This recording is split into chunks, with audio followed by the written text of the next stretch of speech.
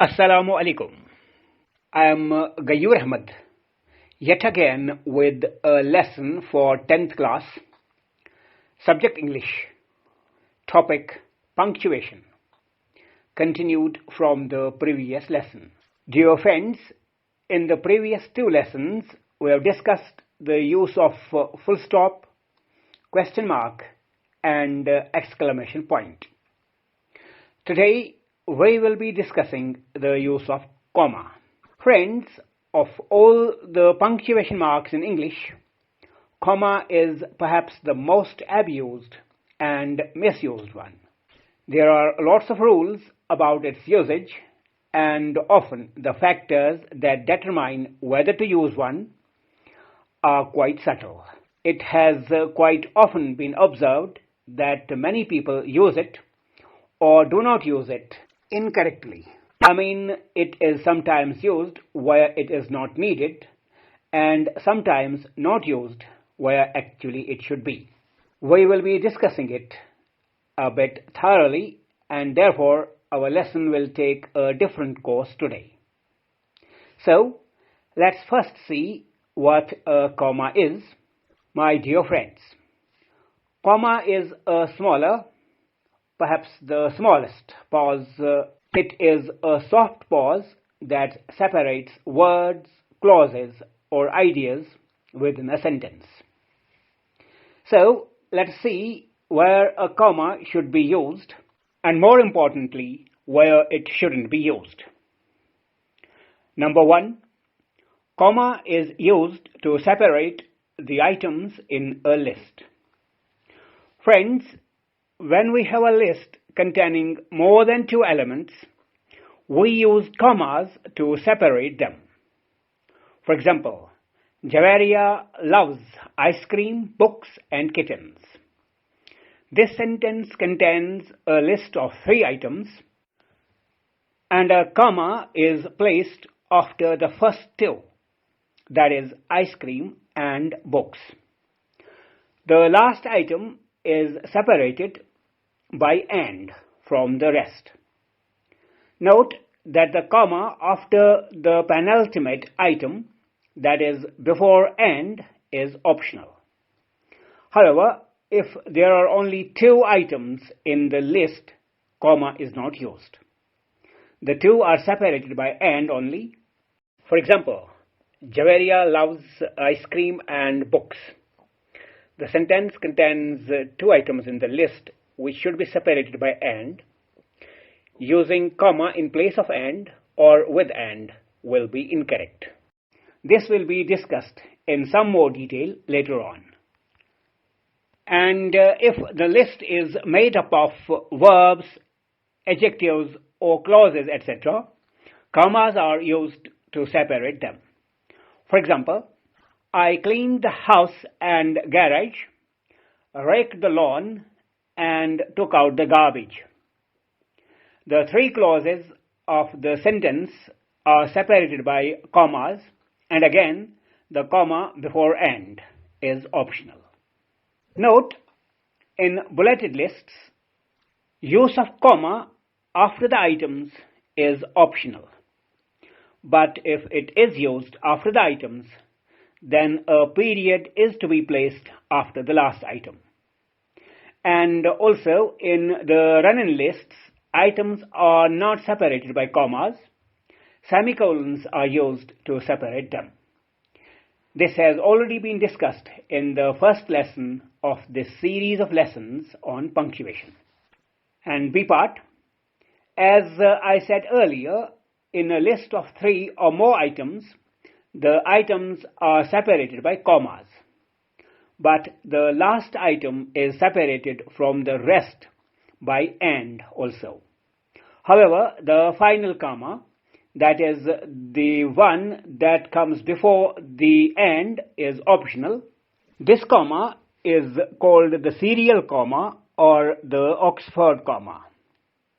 For example, look at these pairs of sentences with and without the serial comma. Number one, I bought bread, milk, and butter from the grocery store. And number two, Rashid still has to buy a gift, pack the suitcases, and arrange for someone to water the plants while he is on tour. The first sentence in each pair is having a serial comma, while the second one in each case is without it. And both are correct, and it is a matter of choice. But, dear friends, keep in mind though that occasionally the serial comma is necessary for clarity. For example, look at this sentence: with and without serial comma. He dedicated the award to his parents, Saad and Sabah. Obviously, the sentence is correct either way and means that the award was dedicated to 4 persons, that is, parents of the awardee, 2 persons, and 2 other persons, Saad and Sabah. But without serial comma, its meaning is ambiguous. It may also mean that the award was dedicated to 2 persons, Saad and Sabah in appositive case, the parents of the awardee. The serial comma removes this ambiguity and makes it clear that we are talking of 4 persons. Number 2, use of comma between direct quote and attributive tag. Friends, an attributive tag is a phrase like he said or she claimed that identifies the speaker of the quote or piece of dialogue. An attributive tag can come before the quote, after the quote, or in the middle of the quote. The attributive tag is always separated from the quote by a comma. For example, number 1, the teacher remarked, "You haven't been attentive today." And number 2, "Your shirt is dirty," my friend snickered. The attributive tag is before the quotation in the first sentence and after it in the second. Comma is used in both the cases to separate the two, after the tag in the first and before it in the second. Now look at these examples. Number 3, once you know the solution, Raja said, the problem seems very simple. And number 4, when you leave the room, my sister yelled, don't slam the door. The attributive tag in these examples comes in the middle of the quote and has a comma on either side of it. Note that the comma after the tag is placed outside the opening quotation mark and the one before it is placed inside the closing quotation mark of the quote.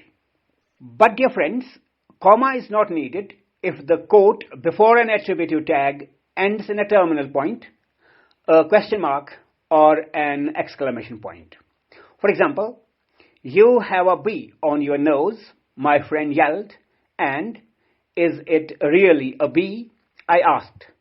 In these sentences, the quotes end in an exclamation point and a question mark respectively, and therefore comma is not needed after it. Number 3, use of comma with a question tag. Dear friends, question tags discussed in the second lesson of this series are separated from the preceding statements by commas. For example, Rashid will help you, won't he? These willow trees are beautiful, aren't they? Boys will sing a song, won't they? Smoking is injurious to health, isn't it? You have not finished your homework, have you? He is not a teacher, is he? In these sentences, won't he, aren't they, won't they, isn't it, have you, and is he are the question tags. A comma is placed before the question tag to separate it from the preceding statement. Number 4, use of comma with a direct address. Friends, when addressing another person by name, we set off the name with commas. For example, Mom, I can't find my shoes. Number 2, Bashir, there's someone on the phone for you. Number 3, boys, listen to me. In these examples, Mom, Bashir, and boys are the ones addressed directly and are set off by commas. Number 5, use of comma with an appositive. An appositive is a word or phrase that refers to the same person or thing as another noun in the same sentence. Often, the appositives provide additional information about the noun or helps to distinguish it in some way. Appositives are of two types. Non-essential appositives. If the appositive could be removed without changing the meaning of the sentence, it is said to be non-essential appositive and should be set off with commas. For example, number 1, the painter, one of the city's most promising young artists, began showing his work in galleries before he was 16. And number 2, chocolate, my favorite treat, always makes me feel better after a bad day. In these sentences, the phrases, one of the city's most promising young artists in the first sentence, and my favorite treat in the second, give additional information about the subject and can be removed without changing the meaning of the sentence. Hence, these are appositives and are set off by commas on either side from the rest of the sentence. Essential appositives. If the appositive is necessary, that is, if its removal changes the meaning of the sentence, it is said to be essential, and it should not be set off with commas. For example, Edgar Allan Poe's poem, The Raven, is a classic, and the detective Sherlock Holmes is one of literature's greatest sleuths.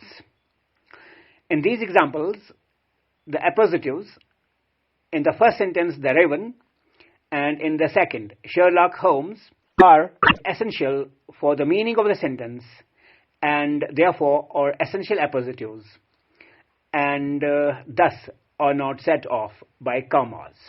Number 6. Use of comma in dates.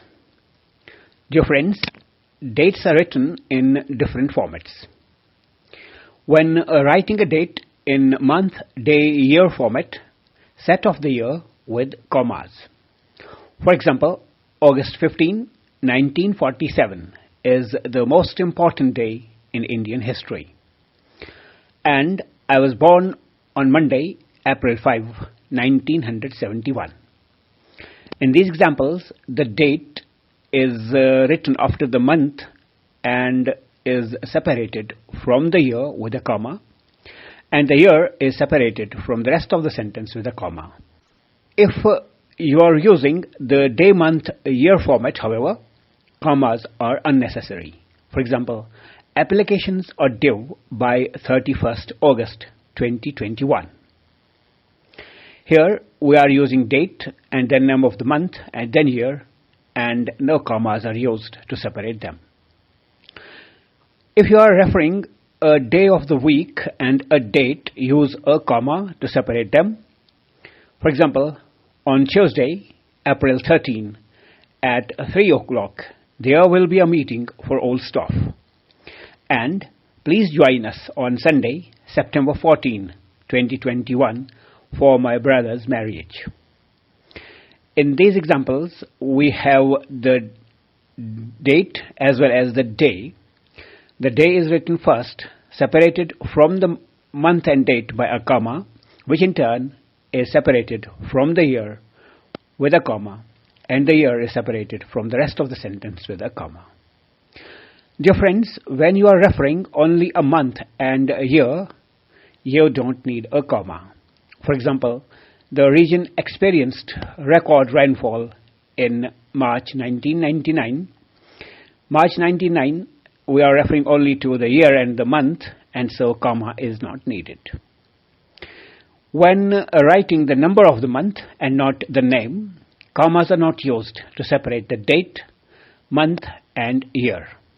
Instead, periods, slashes or dashes are used to separate them. For example, 5th of April 1971 is written as 5/4/1971, and the commas are not used. We can use slashes as in example number 2. We can use periods as in example number 3, and we can use dashes as in example number 4. Number 7, use of comma with non-restrictive clauses. Friends, a non-restrictive clause gives extra information about something mentioned in a sentence. But the information isn't essential to identify the thing we're talking about. Non-restrictive clauses are usually introduced by which or who and should be set off by commas. For example, his sister, who is a doctor, lives in my village. The clause who is a doctor is non-restrictive, and the sentence would make the intended sense perfectly without it. And it most likely means he has only one sister and she is a doctor. Second example, my brother, whom I love dearly, is not a teacher. The clause whom I love dearly is non-restrictive because you could remove it and it would still be clear that you are talking about the same person, my brother. Comma with restrictive clauses. A restrictive clause adds necessary information about something you have mentioned in a sentence. Restrictive clauses should never be set off by commas. For example, the play that we watched is a fantastic performance. If we use comma to separate the clause that we watched from the rest of the sentence, it would be non-restrictive, and the removal of this part would affect the meaning of the sentence. If it is removed, there would be no way to tell which play we were talking about. It cannot be separated from the rest of the sentence by commas. That is all for today. We will continue with the use of comma in our next lesson. Till then, it is goodbye and Khuda Hafiz.